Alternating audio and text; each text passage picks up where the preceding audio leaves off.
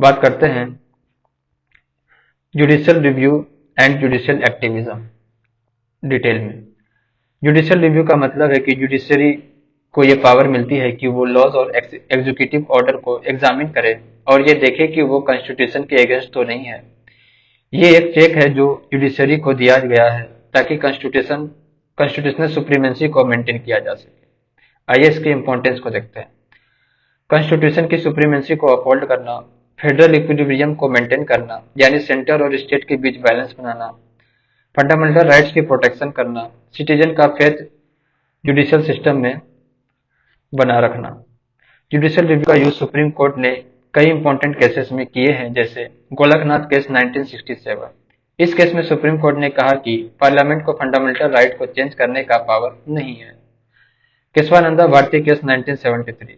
Supreme court ने basic structure doctrine को establish किया जो कहता है कि कॉन्स्टिट्यूशन का बेसिक स्ट्रक्चर चेंज नहीं हो सकता। Minerva mill case 1980। इस केस में सुप्रीम कोर्ट ने कॉन्स्टिट्यूशनल अमेंडमेंट को चैलेंज किया जो फंडामेंटल राइट्स को इफेक्ट करते थे। आई.आर. कोहिलो केस 2007। सुप्रीम कोर्ट ने कॉन्स्टिट्यूशनल अमेंडमेंट को जुडिशियल रिव्यू के अंदर चैलेंज किया। अब कुछ कॉन्स्टिट्यूशनल प्रोविजंस को देखते हैं। आर्टिकल 13, लॉ जो फंडामेंटल राइट को वायलेट करते हैं। Article 33, right to constitutional remedies, जिसमें सुप्रीम कोर्ट को रीट देने का पावर होता है। आर्टिकल 226, हाईकोर्ट को भी रीट देने का पावर होता है। अब जुडिशियल एक्टिविज्म। जुडिशियल एक्टिविज्म का मतलब है कि जुडिशरी अपने प्रोएक्टिव रोल प्ले करती है, मतलब कोर्ट अपने आप से डिसीजन लेती है जो सिटीजन के राइट्स को प्रोटेक्ट करने के लिए हो। ये जुडिशियल डायनेमिक भी कहा जाता है, जिसमें जुडिशरी अपने पावर का यूज करके जस्टिस प्रोवाइड करती है। इसकी इंपॉर्टेंस को देखते हैं। सिटीजन के राइट को प्रोटेक्ट करना, सोशल जस्टिस को प्रमोट करना, जो लोगों को इक्वलिटी और फेयर ट्रीटमेंट देने के लिए जरूरी है। लेजिस्लेटिव वैक्यूम को फिल करना, जब लॉज नहीं होते या पुराने हो जाते हैं। जुडिशियल एक्टिविज्म की एप्लीकेशन को देखते हैं। Basic structure doctrine. Kesavananda Bharati case 1973 में सुप्रीम कोर्ट ने कहा कि कॉन्स्टिट्यूशन का बेसिक स्ट्रक्चर चेंज नहीं हो सकता। ये जुडिशियल एक्टिविज्म का एक एग्जाम्पल था। Due process of law. Maneka Gandhi case 1978 में सुप्रीम कोर्ट ने ड्यू प्रोसेस ऑफ लॉ को एक्सपेंड किया, जो एक बेसिक ह्यूमन राइट्स है। की constitutional provision. Article 32, right to approach supreme court for the protection of fundamental rights. Article 26, high court का भी पावर है to protect rights of citizen. अब जुडिशियल एक्टिविज्म का एग्जाम्पल को देखते हैं। Right to information, RTI. Supreme court ने अपनी एक्टिविज्म के थ्रू आरटीआई एक्ट को प्रमोट किया, जो सिटीजन को गवर्नमेंट के डिसीजन और एक्शन को ट्रांसपेरेंटली देखने का हक देता है। PIL, public interest litigation. Judicial activism के अंदर कोर्ट ने पीआईएल को एक्सेप्ट किया, जिसमें किसी इंडिविजुअल या ग्रुप की जगह पर सोसाइटी के वेलफेयर के लिए केसेस चलाए जाते हैं। अब डिफरेंस देख लेते हैं judicial review and judicial activism की। जुडिशियल रिव्यू में judiciary examine constitutionally of law. Judicial activism में judiciary proactively protect rights and justice. Judicial review, reactivate, react to issue raise. Judicial activism, proactive, take action without waiting for petition. Judicial review, uphold constitutional supremacy and fundamental rights. Judicial activism, protect citizen rights and promote social justice. Judicial review के examples हैं Golaknath, Kesavananda Bharati, Minerva mill case. Judicial activism जैसे case example है PIL, right to information, Maneka Gandhi case है, etcetera. अब बात करते हैं कुछ की टर्म्स की। जुडिशियल रिव्यू, ये वो पावर है जिसमें कोर्ट को लॉ और एग्जीक्यूटिव एक्शन को एग्जामिन करने की अथॉरिटी मिलती है, ताकि ये देखा जाए कि वो कॉन्स्टिट्यूशन के अगेंस्ट तो नहीं है। जुडिशियल एक्टिविज्म, ये अप्रोच है जिसमें जुडिशरी अपने प्रोएक्टिव रोल को यूज करती है ताकि सिटीजन के राइट्स को प्रोटेक्ट किया जा सके और जस्टिस दिया जा सके। पब्लिक इंटरेस्ट लिटिगेशन, ये एक फॉर्म ऑफ जुडिशियल एक्टिविज्म है जिसमें कोर्ट को किसी इंडिविजुअल के बिहाफ पे पब्लिक इशू को एड्रेस करने का पावर दिया जाता है। अब बात करते हैं पीआईएल को डिटेल में। पब्लिक इंटरेस्ट लिटिगेशन एक लीगल एक्शन है जो कोर्ट में फाइल किया जाता है ताकि पब्लिक इंटरेस्ट को प्रोटेक्ट किया जा सके। इसका मेन गोल होता है उन लोगों के लिए जस्टिस लाना जो अपने राइट को डायरेक्टली इन्फोर्स नहीं कर सकते, जैसे इकोनॉमिकली वीकर सेक्शन या मार्जिनलाइज्ड कम्युनिटीज। पीआईएल का कॉन्सेप्ट यूएसए में 1960 में डेवलप हुआ था ताकि वो ग्रुप्स जो पहले रिप्रेजेंट नहीं किए जा रहे थे उनको लीगल रिप्रेजेंटेशन मिल सके। इंडिया में पीआईएल का इंट्रोडक्शन 1980s में हुआ और ये जुडिशियल एक्टिविज्म का एक पार्ट था।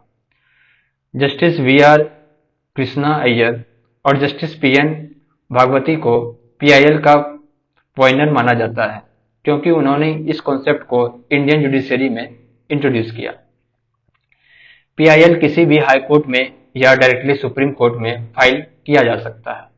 अब ऑब्जेक्टिव्स ऑफ पीआईएल को देखते हैं। Vindication of rule of law. PIL का मेन ऑब्जेक्टिव है लॉ की सुप्रीमेंसी को इंश्योर करना।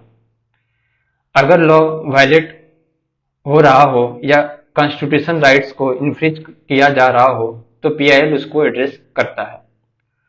Assess to justice for weaker section. PIL का एक और इम्पोर्टेंट ऑब्जेक्टिव है कि सोशली और इकोनॉमिक वीकर सेक्शन को जस्टिस मिल सके। ये उन लोगों के लिए है जो अपने फंडामेंटल राइट्स को इन्फोर्स करने में अपने आप को कैपेबल नहीं समझते। Realisation of fundamental rights. PIL का एक और ऑब्जेक्टिव है फंडामेंटल राइट्स का मीनिंगफुल रियलाइजेशन। अगर किसी का राइट टू लाइफ यानी कि आर्टिकल 21 या right to equality article 14 violate हो रहा हो तो पीआईएल उस वायलेशन को एड्रेस करता है। अब बात करते हैं कैसे पीआईएल वर्क करता है। पीआईएल का फीलिंग किसी भी इंडिविजुअल या ग्रुप के द्वारा किया जा सकता है जो पब्लिक इंटरेस्ट में केस फाइल करना चाहता हो। इसमें एक इंडिविजुअल या ग्रुप कोर्ट को रिक्वेस्ट करता है कि उनका केस पब्लिक इंटरेस्ट के लिए है और इसलिए कोर्ट को उस पर एक्शन लेना चाहिए। जैसे इन्वायरमेंटल प्रोटेक्शन। अगर कोई फैक्ट्री अपने इंडस्ट्री वेस्ट को रिवर में डंप कर रहा हो जो पब्लिक हेल्थ को इफेक्ट कर रही हो तो कोई इंडिविजुअल पीआईएल फाइल कर सकता है। ये पीआईएल इन्वायरमेंटल जस्टिस के लिए होगा। अब रियल लाइफ एग्जांपल देख लेते हैं। जैसे the Ganga pollution case 1985। Supreme court में पीआईएल फाइल की गई थी जिसमें गंगा रिवर को पोल्यूशन को एड्रेस किया गया था। कोर्ट ने गवर्नमेंट को ऑर्डर दिया कि पोल्यूशन कंट्रोल मेजर इंप्लीमेंट करे और रिवर को क्लीन रखे। Bhopal gas tragedy 1984। PIL file की गई थी कि ताकि विक्टिम को प्रॉपर कंपनसेशन मिल सके। ये पीआईएल उन लोगों के लिए था जो भोपाल गैस लीक के बाद अपने राइट्स इन्फोर्स नहीं कर पाए थे। Right to food case 2001। PIL के थ्रू सुप्रीम कोर्ट ने राइट टू फूड केस को फंडामेंटल राइट डिक्लेयर किया था जो कि इंडिया के पुअर सेक्शन को प्रॉपर फूड सप्लाई देना के लिए था। अब कुछ की टर्म्स को देख लेते हैं। Public interest. ये टर्म का मतलब है कि सोसाइटी के वेलफेयर के लिए कोई केस फाइल किया जाए। ये इंडिविजुअल राइट से ज्यादा कलेक्टिव वेलफेयर के लिए होता है। Social action litigation.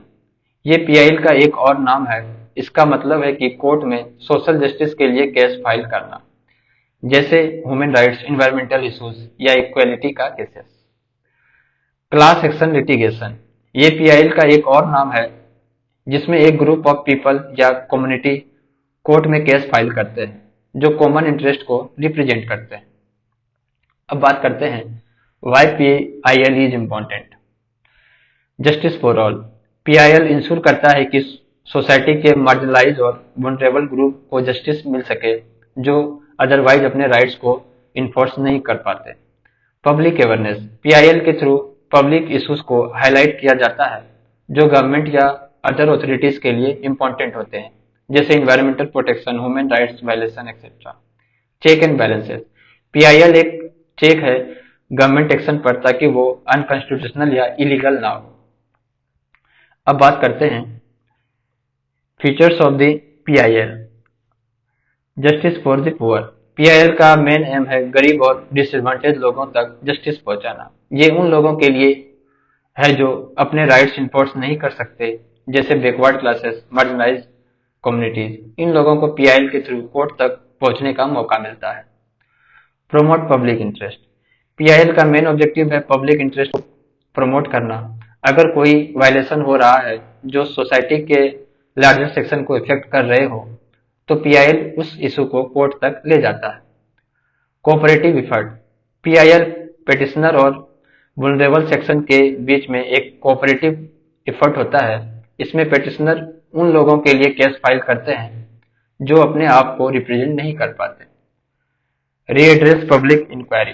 PIL public inquiry को एड्रेस करता है, जैसे environmental issues, human rights violation, social justice etcetera. ये इंडिविजुअल राइट्स के केस से अलग है क्योंकि ये पब्लिक वेलफेयर के लिए होता है। Creative role. पीआईएल का रोल पैसिव नहीं बल्कि क्रिएटिव होता है। कोर्ट इसमें पॉजिटिव रोल प्ले करते हैं जो सोसाइटी के इशू को एड्रेस करते हैं। अब स्कोप ऑफ पीआईएल को देखते हैं। Bonded labour. अगर कोई लेबर को फोर्स लेबर में काम करने के लिए मजबूर किया जा रहा हो तो पीआईएल फाइल की जा सकती है। Neglected children. अगर बच्चों के साथ एब्यूज हो रहा हो या उन्हें नेग्लेक्ट किया जा रहा हो तो पीआईएल के थ्रू कोर्ट इंटरवेंशन हो सकता है। Non payment of minimum wage. अगर वर्कर को मिनिमम वेजेज नहीं मिल रहे या उनका एक्सप्लॉयटेशन हो रहा हो तो पीआईएल फाइल की जा सकती है। Harassment by police. अगर पुलिस ने किसी को हैरेस किया हो या कस्टडी में डेथ हुई हो तो पीआईएल फाइल हो सकती है। Environmental pollution. अगर इन्वायरमेंटल पोल्यूशन हो रहा हो जैसे वाटर या एयर पोल्यूशन तो पीआईएल के थ्रू कोर्ट एक्शन लिया जा सकता है। Atrocities on women. अगर वुमेन के साथ एट्रोसिटीज हो रही हो जैसे रेप या डोमेस्टिक वायलेंस तो पीआईएल के थ्रू जस्टिस की डिमांड की जा सकती है। Food adulteration. अगर फूड में एडल्टरेशन हो रहा हो तो पीआईएल के थ्रू पब्लिक हेल्थ को प्रोटेक्ट किया जा सकता है। अब कौन कौन सी चीजें हैं जो पीआईएल के नहीं आते। पीआईएल कुछ स्पेसिफिक इश्यूज को इंटरटेन नहीं करता, जैसे लैंडलॉर्ड टेनेंट इशू। अगर लैंडलॉर्ड और टेनेंट के बीच में कोई डिस्प्यूट हो तो वो पीआईएल का सब्जेक्ट नहीं होता। Service matter. गवर्नमेंट एम्प्लॉय के सर्विस मैटर जैसे पेंशन और ग्रेट्युटी के इश्यूज पीआईएल के अंदर नहीं आते। Complain against government department. अगर किसी गवर्नमेंट डिपार्टमेंट के अगेंस्ट कंप्लेन हो तो वो पीआईएल के थ्रू नहीं फाइल की जा सकती। Admission to educational institution. Educational institution में एडमिशन के रिलेटेड इशू पीआईएल में नहीं आते। Early hearing of case. अगर किसी केस को अर्ली हियरिंग के लिए रिक्वेस्ट की जा रही हो तो वो भी पीआईएल के थ्रू नहीं हो सकती। अब प्रिंसिपल ऑफ पीआईएल को देखते हैं। Constitutional provision. पीआईएल को आर्टिकल 332 और आर्टिकल 226 के अंदर इंटरटेन किया जा सकता है। Relaxed procedural law. पीआईएल में प्रोसीड्यूरल लॉ थोड़ा रिलैक्स होता है, जैसे प्लीडिंग और लोकल स्टैंडिंग। जो लोग डायरेक्टली इफेक्ट नहीं होते वो भी पीआईएल फाइल कर सकते हैं। Local standing. नॉर्मली किसी केस को फाइल करने के लिए आपको लोकल स्टैंडिंग यानी कि right to approach the court होना जरूरी होता है, लेकिन पीआईएल में लोकल स्टैंडिंग रिलैक्स होता है और anyone can file PIL on behalf of those affected. Private law dispute. अगर कोई केस प्योरली प्राइवेट मैटर हो जैसे पर्सनल ग्रीवेंसेस तो वो पीआईएल के थ्रू नहीं फाइल हो सकता, लेकिन अगर पब्लिक इंटरेस्ट इन्वॉल्व हो तो कोर्ट पर्सनल ग्रीवेंसेस को भी पीआईएल के अंदर देख सकती है। Special commission. अगर कोर्ट को लगता है कि एलिगेशन सीरियस है तो वो स्पेशल कमीशन या बॉडी अपॉइंट कर सकती है जो इन्वेस्टिगेशन करे और फैक्ट निकाले। Constitutionality of status. हाईकोर्ट को पीआईएल के थ्रू स्टेटस स्टैट्यूट या रूल्स के कॉन्स्टिट्यूशनलिटी को चैलेंज नहीं करना चाहिए। ये केस सुप्रीम कोर्ट में जाना चाहिए। अब रियल लाइफ एग्जांपल देख लेते हैं। विशाखा गाइडलाइंस 1997। विशाखा केस में सुप्रीम कोर्ट ने सेक्सुअल हैरेसमेंट के केस को एड्रेस किया था, जिसमें वर्क प्लेस हैरेसमेंट को पीआईएल के थ्रू टैकल किया गया। कोर्ट ने विशाखा गाइडलाइंस बनाई, जो अब सेक्सुअल हैरेसमेंट के प्रिवेंशन के लिए बाइंडिंग है।